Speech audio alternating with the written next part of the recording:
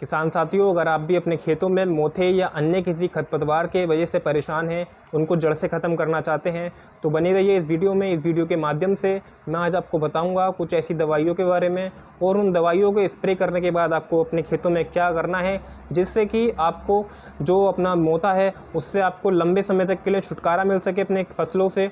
आप यकीन मानिए, ऐसी तकनीकें मैं आपको बताऊँगा, आप मोथे जैसी ज़िद्दी घासों से छुटकारा लगभग 1-2 साल तक अपने खेत से छुटकारा पा सकते हैं। तो दोस्तों शुरू करते हैं। स्वागत है आपका आपके YouTube चैनल तन्मय एग्रो ट्रेडर्स में। मैं हिमांशु, आपका होस्ट एंड दोस्त, आज आपको बताऊंगा कुछ ऐसी दवाइयाँ जिनको आप अपनी फसल में लगाकर बहुत ही अच्छा रिजल्ट ले सकते हैं मोथे के खिलाफ। तो चलिए शुरू करते हैं।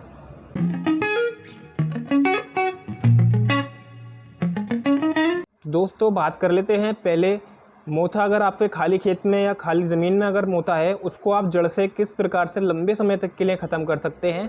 तो दोस्तों उसके लिए आपको जो दवाई लेनी है वो लेनी है अमीनो सोल्ट ऑफ ग्लाइफोसेट 71%। तो दोस्तों मीरा 71 जो एक प्रोडक्ट आता है, दोस्तों ये स्पॉन्सर वीडियो नहीं है, बस आपकी जानकारी के लिए मैं इसका प्रोडक्ट का नाम ले रहा हूँ। तो जो मीरा 71 आता है, इसके अंदर जो सोल्ट पाया जाता है वो होता है ग्लाइफोसेट ऑफ 71% में आता है वो। लेकिन आपको जो पैकेट ना लेकर एक लिक्विड फॉर्म में हमारा ग्लाइफोसेट 71% आता है, आपको उसका इस्तेमाल करना है।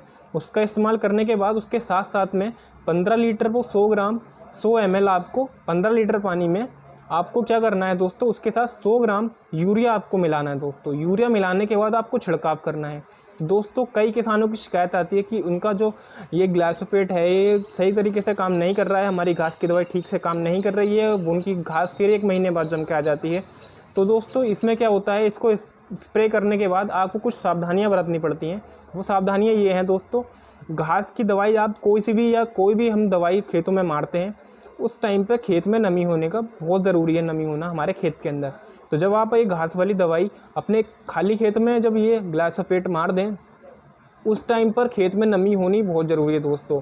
दूसरी चीज़ ये कि 1 हफ्ते बाद आपको फिर से उस खेत में, उस खाली ज़मीन में आपको नमी देनी ही पड़ेगी दोस्तों। तब ये जो साल्ट है आपका बहुत ही बेहतरीन और अच्छे ढंग से जड़ तक काम करेगा। मोथे जो होता है हमारे 3 गांठों का होता है दोस्तों।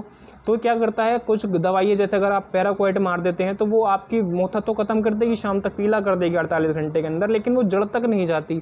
जो 3 गांठें होती हैं मोथे की, तो ये ख़त्म करने के लिए जो आपको चाहिए तकनीक, वो अमीनो सोल्ट ही लगेगा दोस्तों। तो अगर आप चाहते हैं कि तीनों गांठें अगर ख़त्म हो जाएं, तो इसके लिए आपको 7 दिन बाद एक तो अपने खेत में नमी देनी है। दूसरी चीज़, इसको लगाने के बाद ये ऐसे मौसम में ना लगाएं जब बरसात का मौसम हो रहा है दोस्तों। इसको लगाने के बाद कम से कम 7 दिन की धूप इसको चाहिए होती है।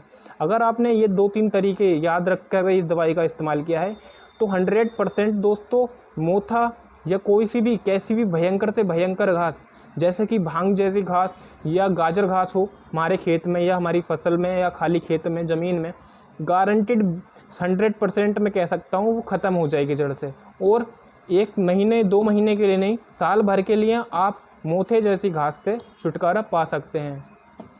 तो दोस्तों बात कर लेते हैं अब दूसरे तरीके के बारे में, जिसमें क्या होता है, अगर आपके जो मोथा है वो गन्ने के अंदर है या आपके धानों में है। इस टाइम जो अगस्त चल रहा है दोस्तों, गन्ने के अंदर और धान के अंदर बहुत ज़्यादा मोथे की शिकायत आ रही है दोस्तों। तो उसमें आप मोथा किस प्रकार से ख़त्म कर सकते हैं दोस्तों, पहले बात कर लेते हैं गन्ने की। अगर गन्ने में आपको मोथा ख़त्म करना है तो एक प्रोडक्ट आता है सेम्प्रा के नाम से, एक प्रोडक्ट आपको मिल जाएगा जाना माना दोस्तों। ये जो प्रोडक्ट का नाम ले रहा हूँ ये कोई स्पॉन्सर वीडियो नहीं है, बस आपकी जानकारी को आसान करने के लिए मैं इस प्रोडक्ट का नाम बता रहा हूँ।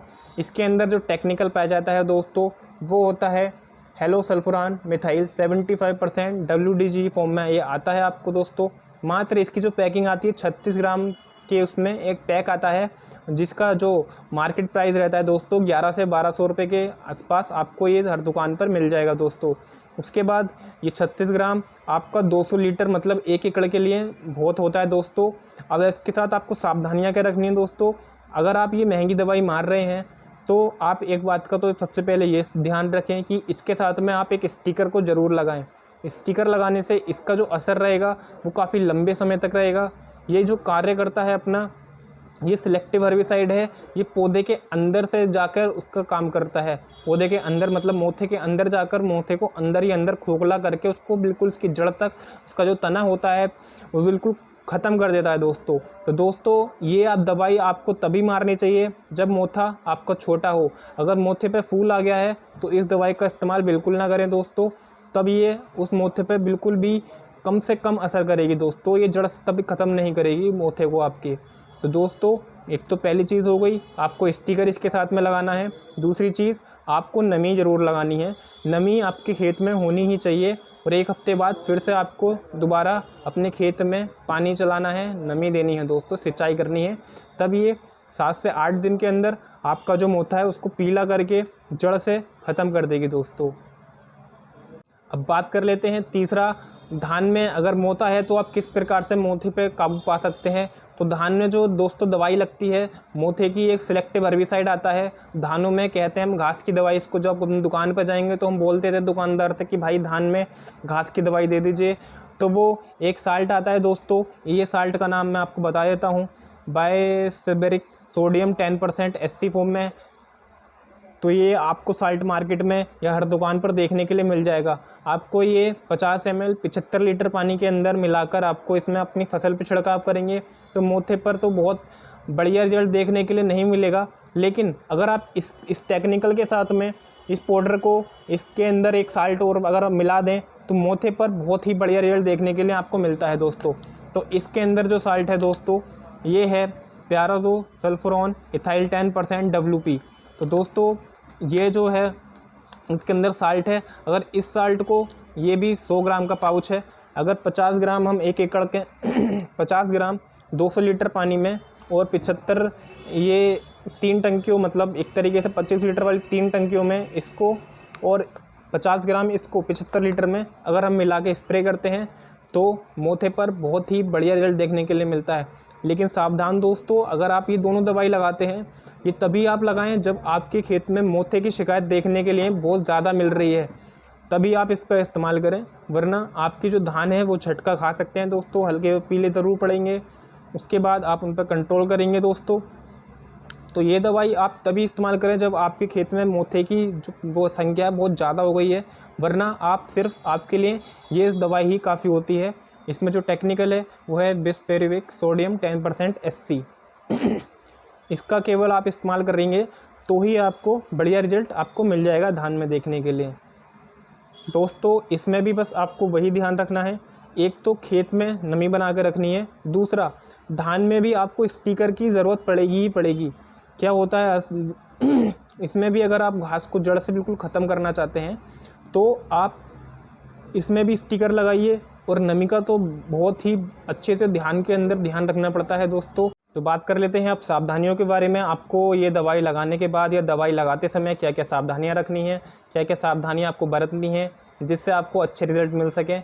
तो दोस्तों पहली चीज़ तो ये कि कभी भी अगर तेज़ हवाएं चलती हैं तो उस टाइम पर दवाई ना लगाएं। दूसरी चीज़, हवा के विपरीत कभी ना चलें, जिस टाइम आप दवाई लगा रहे हैं हवा के साथ साथ हवा का बहाव जिधर है आप उसकी साइड ना, उल्टे बहाव की तरफ ना चलें। तीसरी जो बात है दोस्तों वो आपको ये रखनी है, घास की दवाई लगाने के बाद में आपको कम से कम खेत के अंदर 40 दिन तक नमी बनाए रखनी है दोस्तों, तब ये दवाई बहुत ही अच्छे से काम करती हैं। तीसरी चीज़ जो आपको ध्यान में रखनी है वो है कि ये आपको जब भी आप घास की दवाई लगाएं आप स्टिकर का इस्तेमाल ज़रूर करें, और मौसम को देखते हुए ही दवाई लगाएं। घास की दवाई को लगाने के लिए धूप का बहुत बड़ा महत्व होता है दोस्तों। धूप का काम बहुत ही अच्छे से करने के लिए आपको मौसम का पहले आपको गूगल पे देख लेना है कि मौसम कितने दिन तक बिगड़ने वाला है या कितने दिन तक ठीक रहने वाला है दोस्तों। और जब आप ये दवाई लगाते हैं तो आपको एक तो कट नोज़ल का ही इस्तेमाल करना है दोस्तों। क्या होता है मोथा ये जैसी घासें होती हैं, आप इसको जितना काटेंगे ये उतना ही तेज़ी से बढ़ते हैं। तो आपको बस इन्हीं बातों का ध्यान रखना है। वीडियो कैसी लगी, जानकारी कैसी लगी, हमें कमेंट करके ज़रूर बताइएगा, और प्लीज़ वीडियो को लाइक, चैनल को सब्सक्राइब ज़रूर कीजिएगा। अधिक जानकारी के लिए अगर कुछ बात है तो आप हमें कमेंट करके पूछ सकते हैं। जय हिंद, जय भारत।